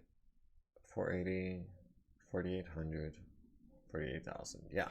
So this is, what, something like 90 some odd days before we even make the roll. And then being that it's a factory refit and I'm going to be using a green tech, we're going to fail the roll. So that's another, what, 90 days or so before it would be ready for action. That's 6 months worth of refitting. So that's cool. Meantime, though, I think we're just going to have, yeah, I think we're just going to have B put it into mothballs because we don't have any primitive armor in stock, and I'm not a fan of primitive cockpits, which come with a piloting penalty. And with 2 autocannon 5s and 3 medium lasers, it's only putting out 25 points of damage per turn. And even our Mackie is putting out, 23. And yeah, that's something that I frequently use as a metric of how powerful I consider a mech to be, is how much damage can it put down range in any given turn. For example, the rifleman, if you wanted to do a full alpha strike, you're looking at 36 points of damage, which is more than either the Mackie or the Emperor in this case. So primitive mechs are great, and I love getting them for free, but I wouldn't pay for one, and when I do get them, I try to upgrade them as soon as possible. Let's see, Petra does have a bruise on her left leg, which hopefully will heal before too long. 4 days. It's what, Tuesday, Wednesday, Thursday, Friday. Yeah, we're fine. Let's see, Captain Murdoch with 22 XP is gonna be enough for tactics or strategy or negotiation or leadership. I think what I'd rather do is hold on to it for now, because leadership only becomes relevant once you have more than about 3 or 4 lances worth of mechs, Negotiation, I'm planning on having that be handled by my administrators.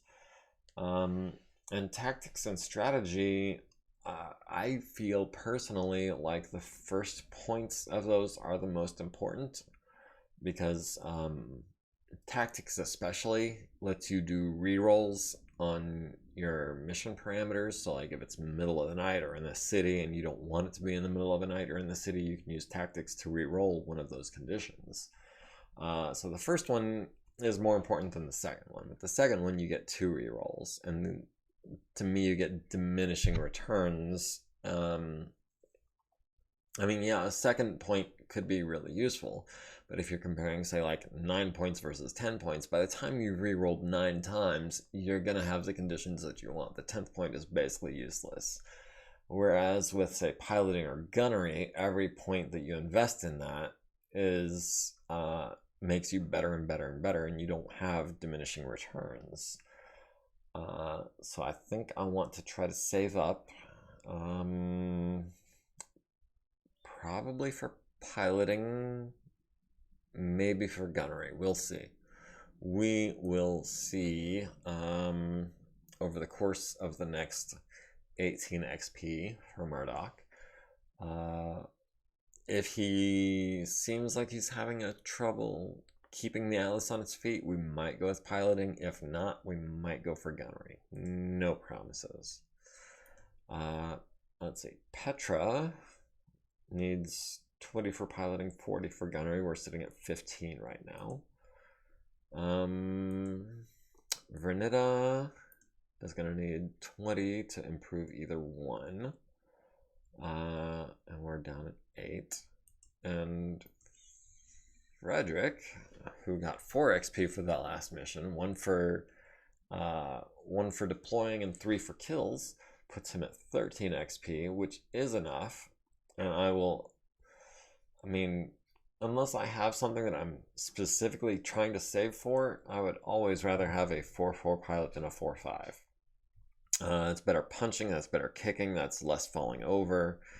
And like when your piloting is 3 and you're thinking about advancing to 2, that to me is less of a significant difference than going from 5 to 4, because with the modifiers and everything, the difference between a piloting of 5 and 4 could be like the difference between needing a 7 versus a 6 to keep from falling. Whereas if your piloting is 2 versus 3, you're looking at a difference between 4 and 5 to keep from falling, which is statistically a less significant part of the bell curve that you get with your 2d6 distribution. So again, it comes down to diminishing returns and trying to maximize the effectiveness of the points that you're spending. So we've got 2 patients in the infirmary. We've got the archer has a damaged torso, but everything else should be just armor. So we can go ahead. Let's see. You're in the field. You're in the field. You're in the field, and you're in the field. We can go ahead and change those to the transport bay. And actually, this is something I had wanted to discuss with my audience.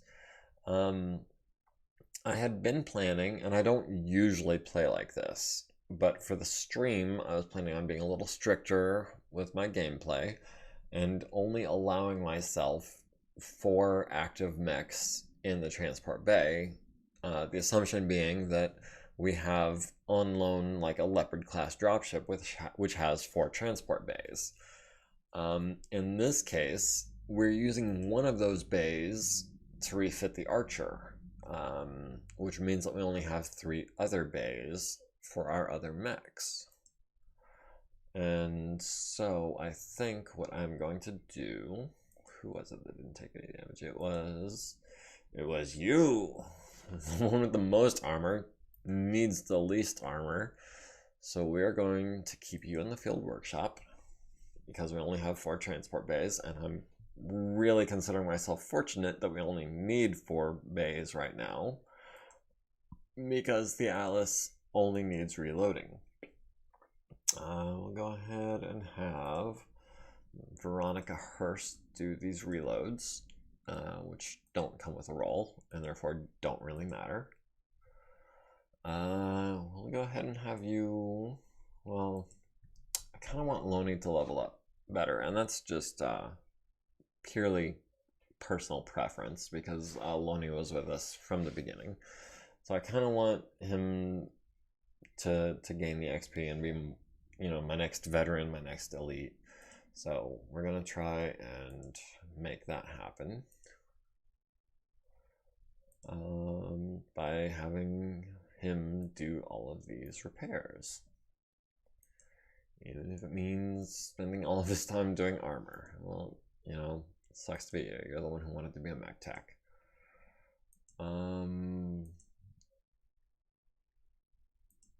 Okay, there we go. And we can 270. Yeah, we can work with that. It's only Monday. Ryan. I mean, it's 5 points of armor. You know, it doesn't really matter if we lose that or anything. Veronica, you're on ammo duty.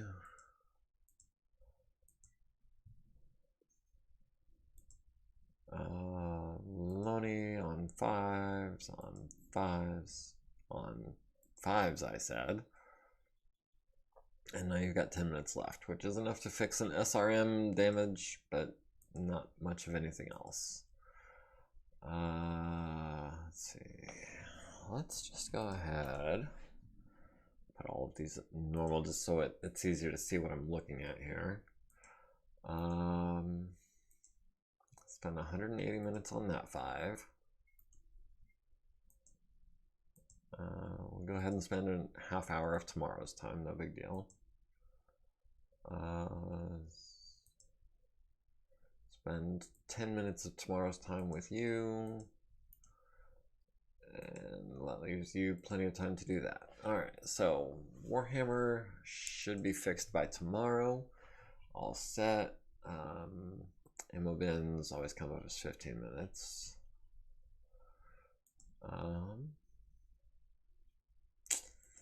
Atlas on the field workshop, and I hope it's not still there when it's time for maintenance, because with my techs, even in a transport bay, my best techs are not doing as good a job maintaining the mechs as I would like. I would be a lot happier if I had an elite mech tech that was able to actually keep things in good condition and maybe even improve their condition, as some techs are able to do.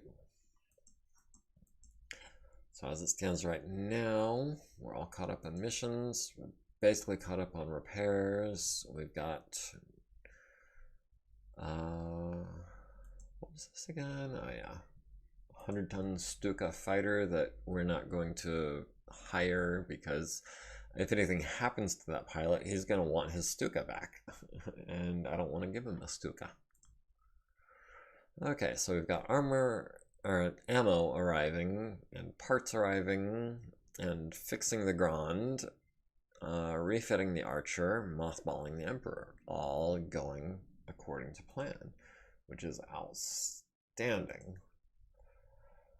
And here in another couple of days, we'll be able to take the Archer Mark III out of the transport bay and put the Atlas back in it. Archer ready tomorrow. Oh, no. Need out of 10, roll to 6. Gonna be another 12 days or so, I think. But I mean, it's underway, so that's cool. I'm glad that we were able to get the Atlas taken care of. Speaking of which, I mean, I know it's Thursday now, but 3240. So that's let's see, 2400 would be 5 days. right? Yeah. So that's 800 more minutes than that. So that's what, 7 days. And that's before the roll. So if we wanted to upgrade to my D2 variant with the autocannon 10 and the extra couple medium lasers, that would take the better part of 2 weeks.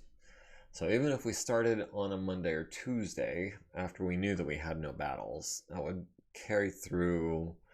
It would be down for at least 1 week's worth of battles. So as much as I would like to, I think it would be a significant upgrade.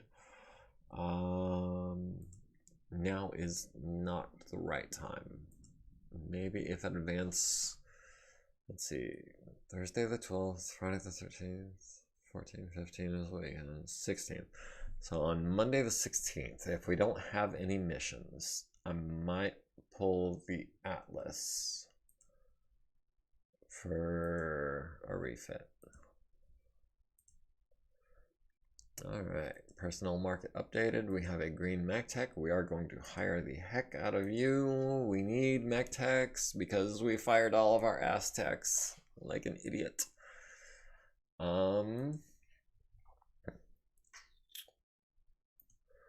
We are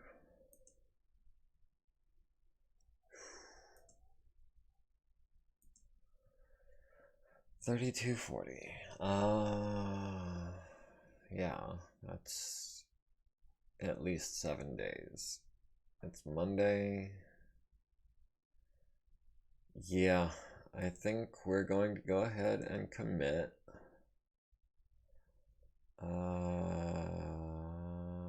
You don't have a full allotment of time, so it's going to take you significantly more than 2 weeks. We'll have Shasa start on that. If we're lucky, it'll be done in 1 week, but we probably won't get lucky also.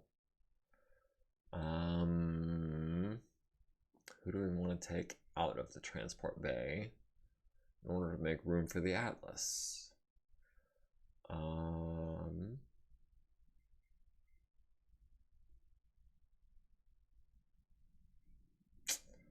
So let's see, we've got the 2 archers, the Orion, and the Warhammer. And okay, so we're gonna do this. Oh, except it won't let us. Alright, well, they're just going to be refitting the Atlas in a field workshop, I guess, because I didn't think to change it beforehand. And the refit kit will take a day to arrive because I guess we didn't have an autocannon 10 or something.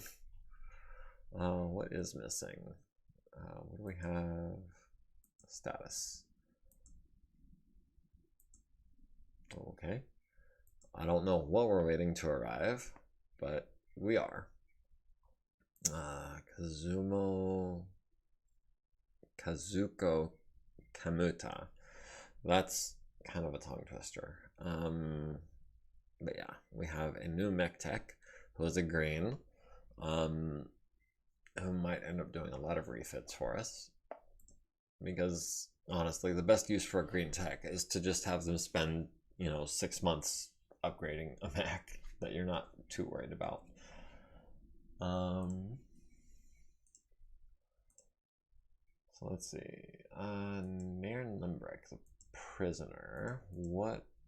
Well, I mean, I know you're not going to be available for us until the end of the contract, but you're going to have a broken arm for another 11 days. This is fine. We've got our best doctor working on it.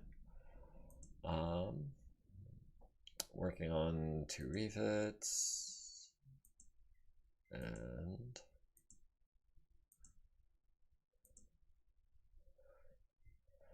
okay, we have a mission on the 29th. We have a jump flamer platoon with 21 dudes. We don't need flamer infantry. If we're going to use a flamer, it's going to be mounted on a mech against infantry. So, oh my goodness. Corporal Shasa rolled an 11 for the refit of the Atlas. It is ready immediately, and that is really good news. So we now have an Atlas with some long-range capabilities with the autocannon 20, or the autocannon 10 and the LRM 20. And besides that, it now has, instead of just medium lasers in the arms and the back, it has medium lasers in the arms, the left, right, and center, and the back. So that is, in my opinion, a direct upgrade. We haven't sacrificed really anything to make that happen, except for a little bit of punchiness at close range, and our total damage output at close range hasn't changed at all. It's just maybe a little bit hotter, so we won't be able to fire all of the extra medium lasers every turn, but I am fine with that. I think it's a good design, and I look forward to trying it out. Let's see. So this, we are doing a base attack defender mission. I guess because the enemy morale is high. So this is going to be something I'm probably going to spend all of next week's session doing. Here before I get off tonight, I think I'm going to try to advance to the 29th. There shouldn't be much happening. And then next week we can just jump right into this mission. We have Rodrigo Polabentsev in a Commando 2D, which, okay, won't let me edit or view. I believe that 2D is the one with the SRM-6 and the SRM-4 and the medium laser, which, I mean, is a pretty good light mech, if you ask me. It's decently fast, relatively well armored. It's got a good damage output if it hits with a lot of its SRMs. And with a 2.5 pilot, it's probably going to hit with a significant number of SRMs. We'll have 2 lances of allied tanks, mostly. We've got a Whitworth or Crusader, with a really good pilot, as well as a Bulldog with a also really good gunnery, laser carrier and an LRM carrier with better than average pilots, a couple of vedettes, and a Manticore. We also have 2 lances of allied units that we're trying to protect, and these are mostly going to be non-combat units, but they will have like some kind of weaponry. Does the flatbed? The flatbed only has an SRM-2.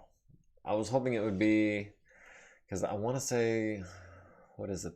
I came across a different kind of civilian vehicle. I think it had LRMs. I think it was a dump truck. I think it was an LRM dump truck, and it just has like a buttload of LRM 20s in the dump truck bed.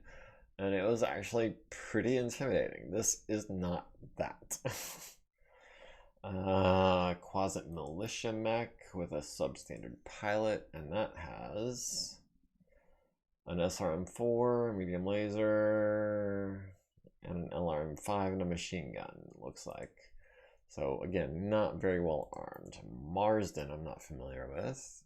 SRM-6, autocannon 5, machine gun. Not much else going on there. A Crosscat Loggermech, battle mech recovery vehicle, which I don't think is armed at all.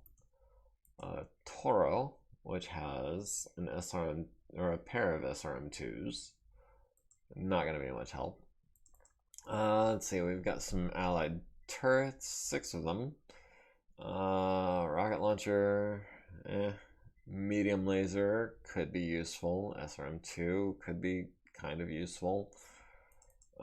Against 5,000 points worth of enemies. That is 2 lances, 1 lance of tanks, mostly vedettes, 1 lance of mechs, looks like mostly mediums, kind of skewing towards the light side.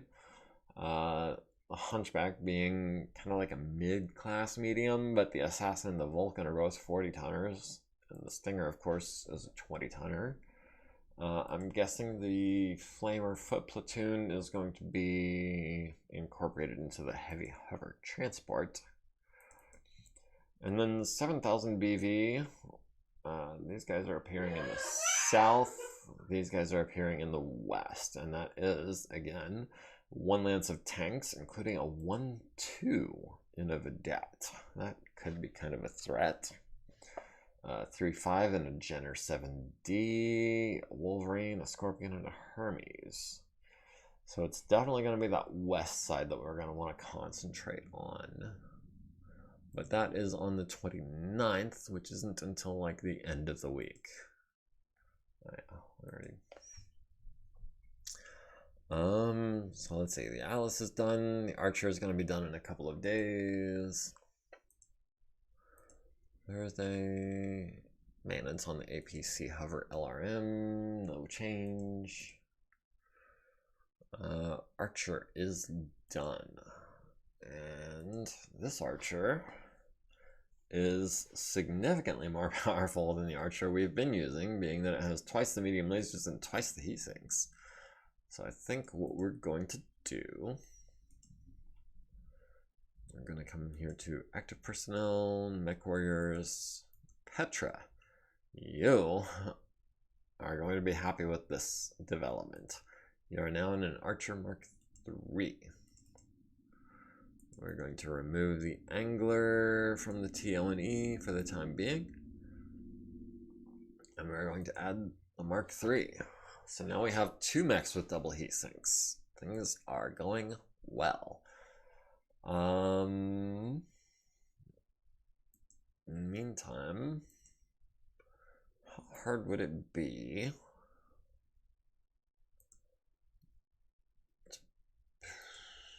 6,660 minutes. That's, let's see, 10 days would be 4,800 minutes. That's about not quite half again that many. So we're looking at 15 days before the roll. That's a significant time investment to get the second one upgraded. Is there anything else that we would rather upgrade first? Yeah, I think what we're going to do, mothball. Kasumo, you can start on that. I do have a variant of the rifleman that I'm fond of. I call it the 4N. It's basically the same thing but with double heat sinks. But honestly, double heat sinks is really the one thing a rifleman needs with all of these lasers. With double heat sinks, even without changing anything else, it lets you fire both large lasers and both autocannons and run without building up any heat, which is, if you ask me, a huge improvement over being able to fire 1 large laser and the 2 autocannons and not being heat neutral if you move. So, how much of an investment is that going to be? 4N 16. Oh wait, the 4N hasn't. Wait. Oh yeah, I guess the 4N I had designed with an XL engine with more armor. For those of you who are pretty astute, you may also notice there is a Mark II 3C and a PPC variant of the 3C that I've got here, which are also both pretty legit, I think. The PPC variant drops the autocannons to upgrade the large lasers to PPCs and adds a bunch of heat sinks so that it can actually use them. Let's see, what's this 3K BT? 17 heat sinks, 4 large lasers. I mean, it does increase the firepower, and it does increase the heat sinks, but unfortunately, with 17 heat sinks, you're still only using 2 of your large lasers per turn. So I don't know if that's the route I want to go with that. The 3C is pretty good. It adds some armor. It drops large lasers to upgrade the autocannons to 10s. But in general, I still feel like it's kind of a step down from the 3N. So I mean, well, we're looking at, what was that, 16,000 minutes to do that?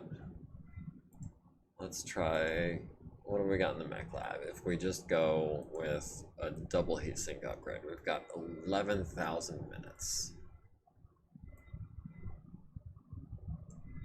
Alright, 12,000 minutes, which is, I mean, it's an investment.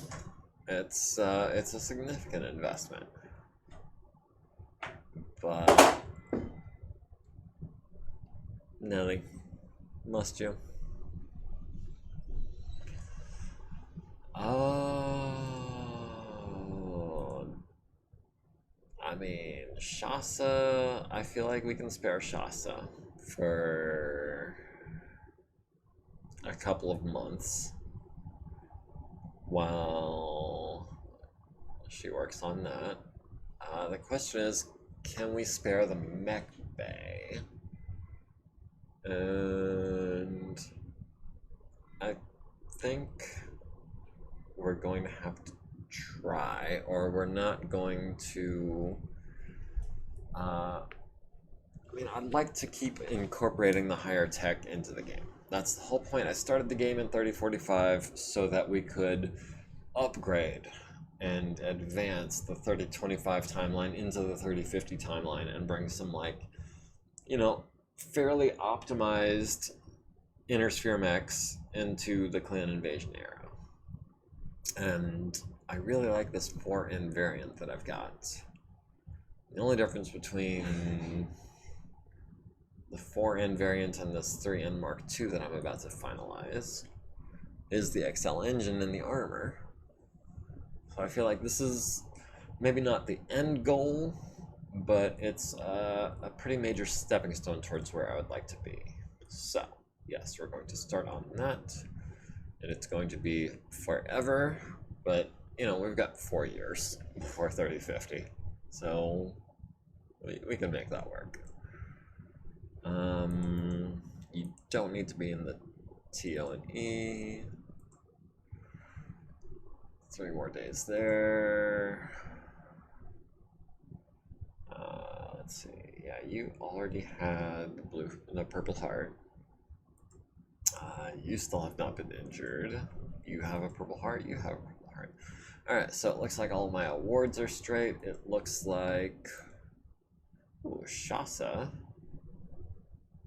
Shasa has 20 XP. I did not realize, and that is going to make Shasa a veteran mech tech, which is outstanding. Yeah, that's one more step towards having an elite mech tech, which is definitely one of the long-term goals that I'm working towards. So that's well and good. That's all cool. Mothballing, refitting.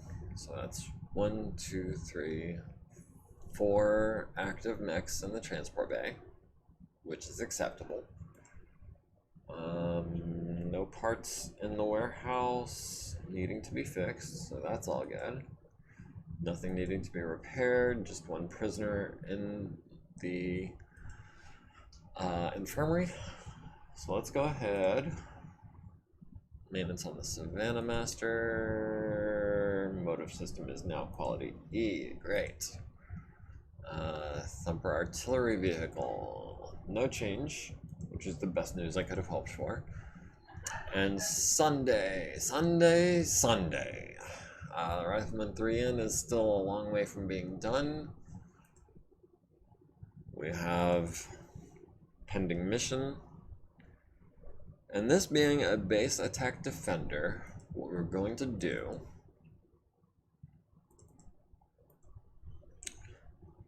we are absolutely going to deploy our infantry for this. We are going to deploy our artillery, and I think even our foot platoons, just to make things interesting, because what is the point of having artillery and infantry if they're not there to help defend your base when you need to defend your base? Am I right?